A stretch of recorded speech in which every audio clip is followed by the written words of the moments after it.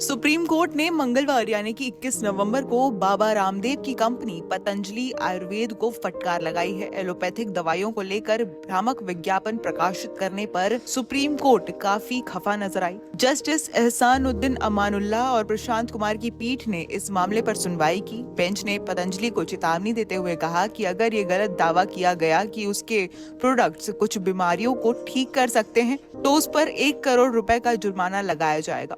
अदालत ने पतंजलि आयुर्वेद को निर्देश दिया कि वो भविष्य में ऐसा कोई भी भ्रामक विज्ञापन पब्लिश नहीं करेगा।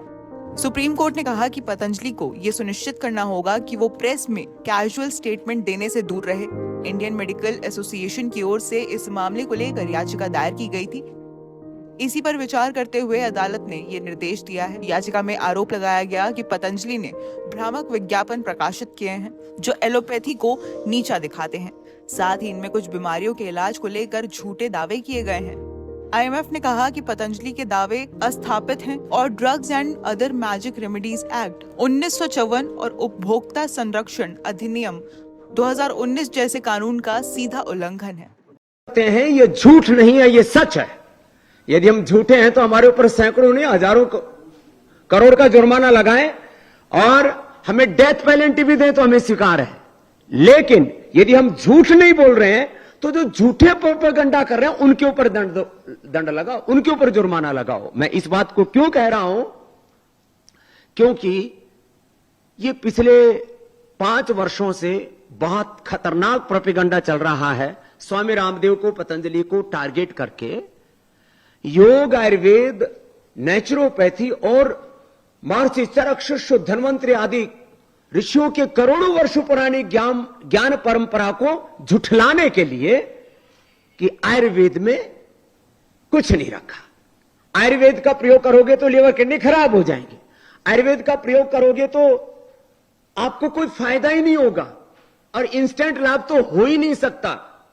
हमने प्रमाणों के साथ, साइंटिफिक रिसर्च एविडेंस के साथ, real world evidence, pre and post clinical पूरे रिपोर्ट्स के साथ और double brand clinical control trial drug discovery के पूरे रिसर्च प्रोटोकॉल को फॉलो करके, cell and trial, animal trial, human trial, drug discovery के पूरे साइंटिफिक प्रोटोकॉल्स को फॉलो करके 3000 से ज्यादा रिसर्च प्रोटोकॉल्स के आधार पर 500 से ज्यादा बड़े रिसर्च हमने किए और सैकड़ों रिसर्च पेपर इंटरनेशनल जर्नल्स के अंदर हमारे प्रकाशित हैं। योग के भी वो प्रकाशित है, पूरे आयुर्वेद के भी, और किसी को भी जाकर के देखने हैं तो पतंजलि की वेबसाइट के ऊपर जाकर के देख सकता है। लेकिन ये प्रोपेगेंडा कि पतंजलि झूठा प्रचार कर रहा है, पतंजलि झूठा प्रचार नहीं कर रहा।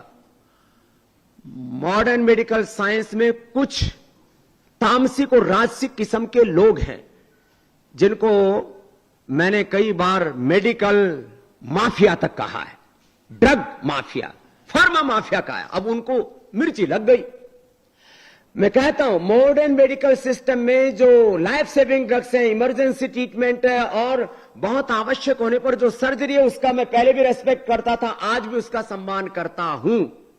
लेकिन इमरजेंसी ट्रीटमेंट को छोड़ करके, बहुत जरूरी सर्जरी को छोड़ करके, और सर्जरी की सिपैथी की नहीं होती है, सर्जरी को छोड़ करके, इमरजेंसी ट्रीटमेंट और कुछ लाइफ सेविंग ड्रग्स को छोड़ करके 99% हम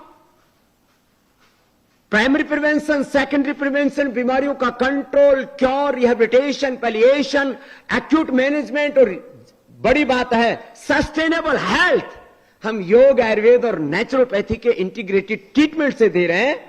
यह पूरी दुनिया के लिए बहुत बड़ी बात है। वर्ल्ड में कोई व्यक्ति यदि इंसुलिन की निजात करता है डायबिटीज के लिए तो उसको नोबेल पुरस्कार मिलता है।